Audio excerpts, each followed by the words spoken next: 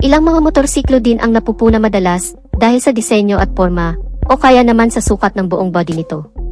Katulad na lang ng tatalakayin natin ngayon, isang motorsiklong in-update ni Honda sa makabagong henerasyon at makikipagsabayan na rin sa mga bago at kalalabas lang ng mga motorsiklo. Ang MSX125 2024 model. Bagamat napakaliit na motorsiklo lang, ay wala na raw makakatalo pa na 125cc motorcycle dito pagdating sa patipiran sa gasolina, at hindi rin ito papahuli sa mga features na advantage na ng motorsiklong ito, ang safety and security features, at maging sa lakas ng engine. Aalamin natin ngayon yan mga kamoto, kasama ng buong presyo nito. Pero bago yan syempre, kung bago ka pa lamang po dito sa aking channel, baka naman kapatid kung pwede ay pakihit ang subscribe at notification bell icon para lagi kang updated sa ating motorcycle news and reviews, isama mo na rin ang pag-like bilang suporta sa ating channel. Matagal na rin sa merkado ang Honda MSX125, katunayan na kapag may mga bagong update ng motorsiklo ay hindi rin kinakalimutan ni Honda ang pag-update sa motorsiklong ito, at ngayong taon nga ay dinagdagan na naman ng iba pang features ang motorsiklong ito na mas magpapainganyo sa mga taong nasubukan ang ganitong klaseng motor at sa mga nagpaplano pa lamang kumuha ng isang motorsiklo. Kung ikaw ay nahirapan na sa kakasakay sa mga jeep, LRT at bus, ay tiyak para sa'yo ang video na ito. Dala ng motorsiklong ito ay pang commuter service talaga. Hindi lang yun, pwede rin itong pang adventure o kaya naman pang long ride. Yung po pwede dumaan at mag-adapt ng anumang klaseng kalsada. Sa liit ng body figure nito ay napakadali rin talagang imaniobra. Pero wag pa rin natin mamaliitin ang motorsiklong ito, pagdating kasi sa lakas ng arangkada at patipiran ay walang sinabi ang ibang 125cc na motorsiklo. Ang pagkakaroon nito ng engine bore and stroke size na 50.0 by 63.1 mm at compression ratio na 10.0:1 na may kabuuang displacement capacity cubic centimeter na 124.1 round off to 125cc. May single cylinder at may cooling system na air-cooled type. Naka 2 valves lamang ang makina nito at naka single overhead camshaft. At pagdating naman sa fuel ignition nito ay naka-program fuel injection, kaya sobrang tipid talaga ang pagkonsumo ng gasolina, dahil base na rin sa naganap na Honda World Motorcycle Test Cycle o WMTC, ay nakapagtala ng average fuel consumption ang motorsiklong ito na 66 km per liter. Sobrang tipid para sa ganitong klase ng motorsiklo na may 125cc na engine displacement.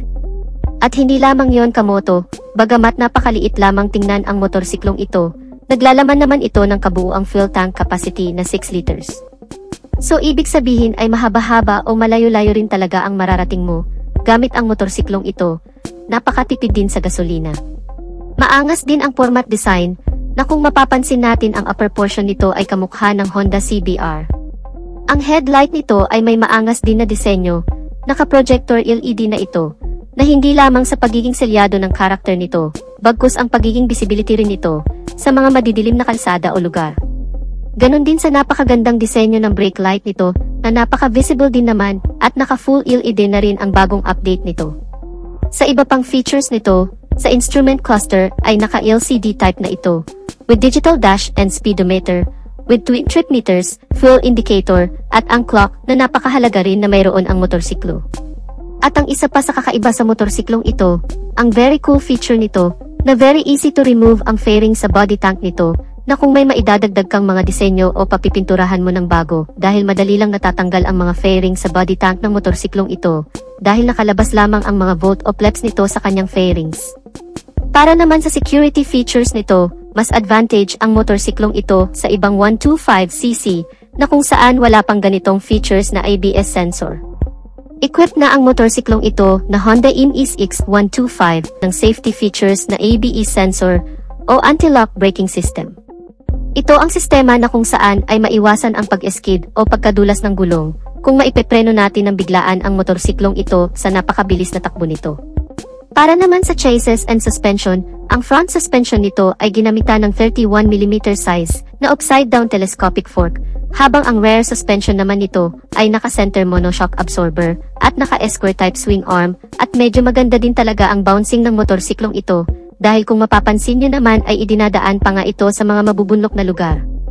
Ang brake type naman nito sa front ay naka-single disc brake with hydraulic dual piston caliper na may size na 220mm habang ang rear brake naman nito ay naka-single disc brake, with hydraulic single piston caliper na may size naman na 119mm. At para naman sa mga gulong nito, ang sukat sa front ay may kabuuang sukat na 120/70R12, habang ang rear tire size naman nito ay may kabuuang sukat naman na 130/70 at ang frame type naman nito ay steel monobackbone chassis. Magaan ang klase ng frame nito at napakatibay, kaya naman kung magpapansin natin mga kamoto, sa ibang bansa ay ginagamit nila ito pang adventure. Tipong pwede mong maidaan sa mga malulubak at napaka-easy banking. Para naman sa dimensions and capacity ng motorsiklong ito, dito natin malalaman kung gaano nga lang ba kalaki ang sukat nito. Ang kabuuang haba nito ay 1,760mm, may kabuuang lapad ito na 720mm, at may kabuuang taas naman na 1,015mm. Mataas din kasi ang mga suspensions nito na hindi lapat masyado sa gulong nito, nagbibigay rin ng mataas na ground clearance sa motorsiklong ito. Isa pa sa kinaganda ng motorsiklong ito dahil nga sa sobrang liit ng size nito ay napakadaling imaniubra o mapaikot pabalik sa kalsada ng pinagmulan o kaya naman ililiko mo sa kaliwa at kanan. Ang turning radius nito ay 1.9 meters lamang.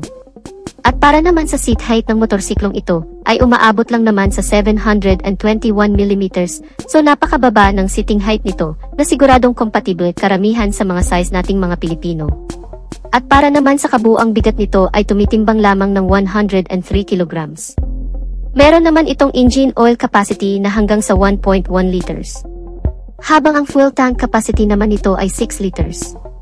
Syempre sa ganitong klaseng motorsiklo ay hindi rin talaga mawawala ang competitor brand nito. Tulad na lamang ng binili TNT 135, ang Kymco Speed 150, ang Honda Monkey 125, ang Kawasaki Z125 Pro, at ang CSC City Slicker. Ang mga motorsiklong ito ay halos itinulad sa Honda Grom 125 o IMIS X125. Kung mapapansin natin ay halos pare-pareho lang din naman ang size ang bawat isa, na mayroon na lang kaunting difference sa displacement ng engine nito, pero halos pare-pareho lang din naman ang performance level ng mga motorsiklong ito, pero mas masusukat mo pa talaga sa pinaka-actual na test ride nito. At para naman sa kabuuang presyo nitong Honda IMIS X125 o Honda Grom 125, may estimated price nito na kung ilabas dito sa bansa ay aabot ito ng hanggang sa 66,000 pesos. Speaking na rin sa availability nito mga kamoto, hindi pa ito tuluyang inilalabas sa bansa, bagkus ay inilabas pa lamang ito sa Europa, sa bansang India pati na rin sa United States at Thailand. Ang motorsiklong small but terrible, pero siksik naman sa specs and feature, at may maangas din na format at disenyo. Ang Honda IMIS X125, o kilala rin sa tawag na Honda Grom 125. Ngayong taon ay ilalabas ito sa iba pang bansa sa Asia, pero hindi pa natin alam kung mabibilang tayo sa magkakaroon ng motorsiklong ito. So dito na natin tatapusin ang video natin mga ka-Wizard Moto. Sana nagustuhan ninyo ang video. At kung nagustuhan nyo ay pakipindot ang like button bilang suporta na rin sa ating channel, at sa mga hindi pa nakasubscribe ay inaanyayahan ko kayo kapatid na mag-subscribe sa aking channel, para lagi tayong updated sa mga videos na i-upload ko pa. Paki-follow na lang din ang ating Facebook page. Maraming salamat sa walang sawang pagsuporta. Ride safe and God bless.